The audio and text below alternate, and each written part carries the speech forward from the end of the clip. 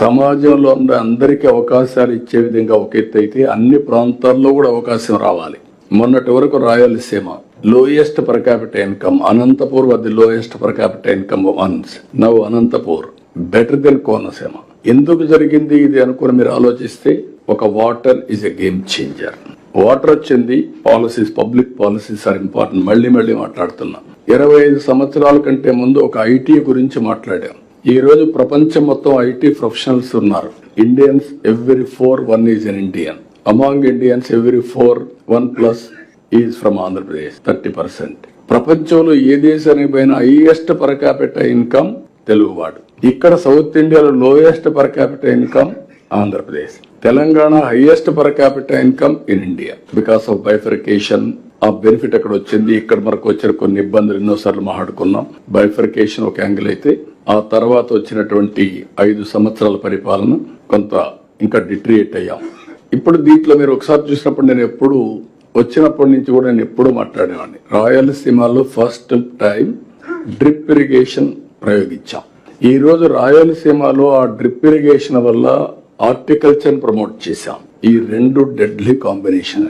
ఎప్పుడైతే నీళ్లు లేని ప్రాంతంలో నీళ్లు ఇచ్చాం, నీళ్లు తక్కువ ఉన్నాయి, నీళ్లు తక్కువ ఉండే సమయంలో డ్రిప్ తీసుకొచ్చాం. 1 acre 2.5 acres కి ఇచ్చింది.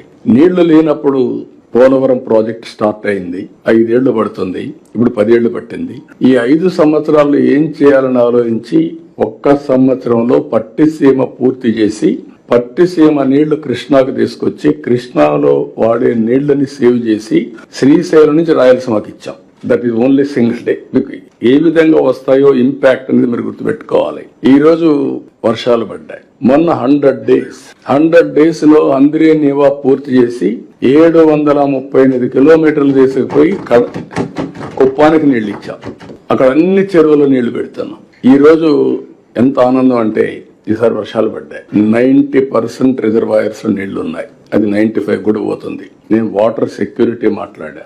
గోదావరిలో ఇప్పటికి కూడా కొన్ని వేల టీఎంసీ నీళ్లు సముద్రం లేకపోయినాయి. అదే సమయంలో కృష్ణాలో కొన్ని వందల టీఎంసీ, అవి కూడా వేలై ఉంటాయి. ఇప్పుడు కడాని ఎప్పుడూ పారున్నటువంటి పెన్నా కూడా ఫ్లడ్ వచ్చింది. ఇప్పుడు ఈ రోజు మీరు చూస్తే సోమశిలకు నీళ్లు ఇచ్చిన తర్వాత పెన్నా ఫుల్ అయి, సోమశిల పూర్తయి పెన్నా ద్వారా సముద్రంలోకి నీళ్లు పోయే పరిస్థితి వచ్చాయంటే, పెన్నా రివైవ్ అయింది, కృష్ణా గోదావరి బ్రహ్మాండంగా వాడుతున్నాయంటే that is nothing but Varuna దేవుడు కరుణించాడు, మనం సద్వినియోగం చేసుకున్నాం.